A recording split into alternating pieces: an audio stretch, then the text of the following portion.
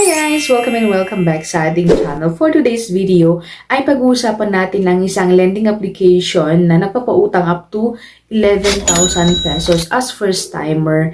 And take note guys, and I'm glad to say na approve po tayo sa loan application na ito. But before we go on, sa mga hindi pa nag-subscribe, mag-subscribe na, i-hit ang bell button para ma-update ka sa kaming videos and tutorials. And of course, mag-comment sa baba regarding sa video ito para mapabilang kayo sa mga upcoming na pag-giveaways natin.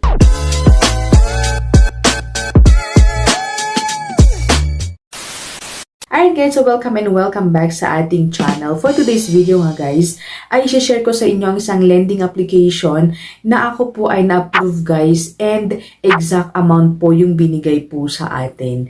And ang lending application na ito ay napapautang daw up to 11,000 pesos as first timer. And sa kanilang dashboard guys is up to 25,000 pesos. So ang lending application na ito guys ay si Cashalo. Ayan si screenshot. And powered by Cashalo mismo. And meron silang 4.6 na stars. And 183k na review. So, medyo matagal-tagal na to guys. And ay sa kanila application, sabi dito, apply for a cash loan now. Fast, affordable, and legit. One valid ID, no collateral. And then, instant payout, easy application. Ayan, low interest. Low daily interest rate. Sabi nito, no kaltas. And then, dito din guys, makikita na legit. Ayan sa mga screenshot guys, legit. SEC registered and NPC regulated and report to CIC. So, napaka-legit ang lending application na ito guys. But, wag muna kayong mag-download guys. Patapusin muna ang video ito para makita din ninyo kung magkano bang mga kinakaltas dito sa mga loan dito, or kung magkano yung interest, or magkano yung dagdag sa mga amount guys na kanilang ibibigay. Anyway guys, pagka-install natin guys, makikita natin dito, ayan si screenshot, allow Cashalo to send notification. So, depende na sa inyo guys kung allow nyo or deny. So, sa akin, deny ko na lang para hindi laging napapop up sa aking phone. Ayan, and then, after which guys is yung dashboard na, ayan, 1,000 to 25,000 nga ang pwede nating utangin sa Cashalo na to guys. And then, click natin yung apply now. But before that, ay pwede daw natin makuha yung loan sa bank. Maya or yung PayMaya, and then yung GCash. So, click natin yung apply now. Ayan. So, magre-require sila ng active na phone number. So, sa Cashalo pala guys, hindi ka pwedeng magbigay ng mga ibang number. So, talagang yung gagamitin mo, ayan. For example, is kung ano yung andyan sa phone natin is, yun po talagang ating gagamitin. So, bali active na phone number, ayan. And then, after which, guys, is magka-create tayo ng password. And then, after which, guys, is yung mga loan term or yung service or term of services. Ayan, and then yung privacy policy. Ayan, so, sa Cashalo, guys, is medyo madami-dami yung ating i-accept, ating i-approve, guys, before tayo makapag-proceed sa loan po talaga. Ayan, and then, magbibigay tayo ng email, yung active na email, kasi doon po sila magbe-verify kung legit ba tayong mag-uutang, tao ba tayo, ganyan, or hindi. And then, after which, guys, is verification completed once na naklik natin yung email, yung kanilang sinend sa email natin. And then, get loan now. Ayan. So, ito na. So, add user profile. Ayan. So, personal information, work information, mga ganun, guys.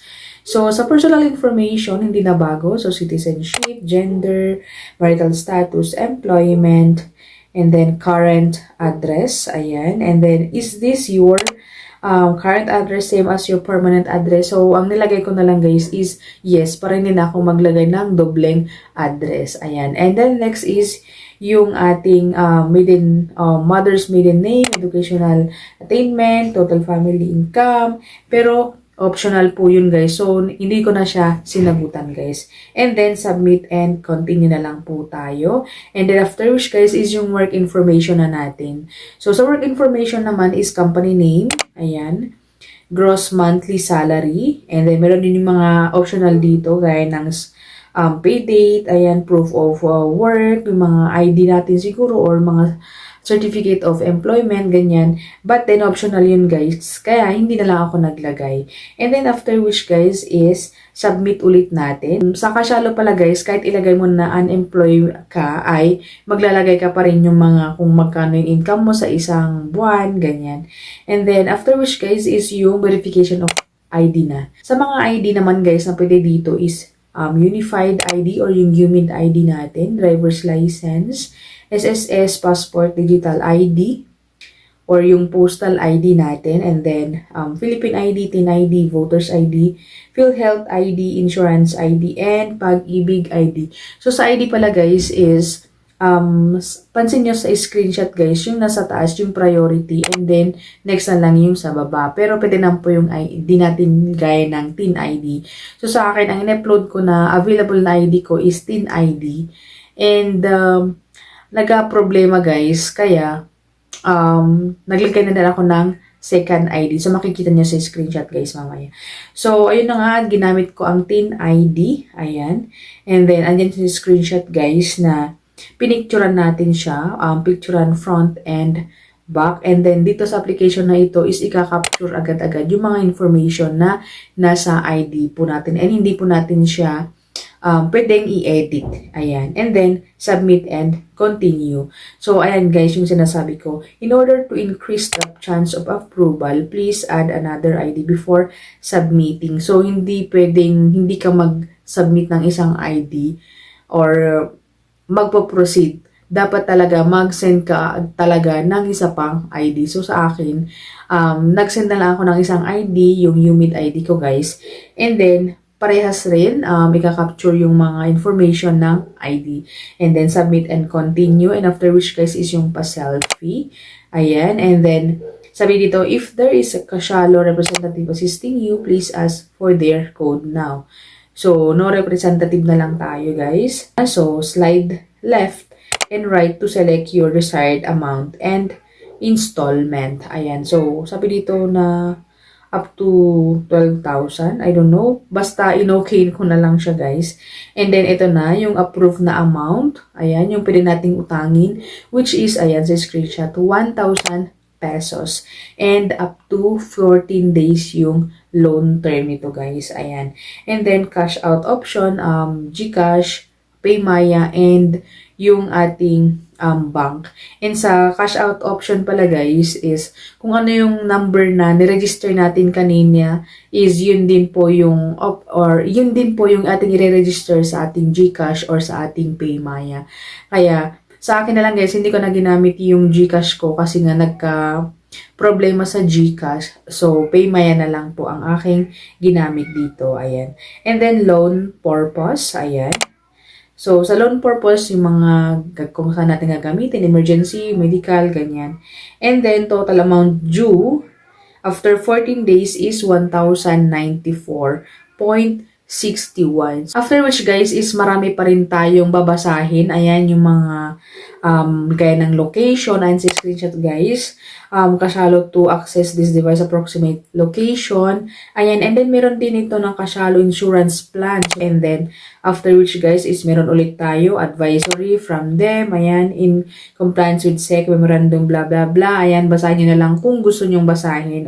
It's optional for you, and pero mas magandang babasahin na lang. Then, yung loan agreement naman guys. Loan agreement with a group credit insurance. And then, yung promissory note, diba? Ang dami-dami, guys. Marami tayong i-click, guys. So, but anyways, legit naman tong si Kashalo, guys. Kaya, patient na lang po tayo na mag-scroll and mag-accept sa mga plan na insurance, ganyan. I-agree na lang po tayo. Ang na-accept na natin, guys, is magsisend ulit ng OTP sa active na phone number na na-register natin kanina.